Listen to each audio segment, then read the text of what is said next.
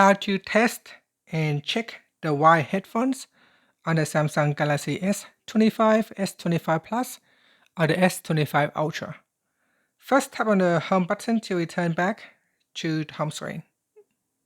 Now from the home screen, swipe up to go into the app screen, and from here, tap on the Samsung folder. Next, tap on Members.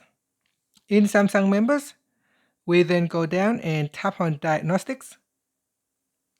Next, tap on the phone Diagnostics. Now in here, scroll down, then tap on Wired Headphones. Next, you need to connect your headphones. So here, I will plug in my headphones. And then tap on the play button.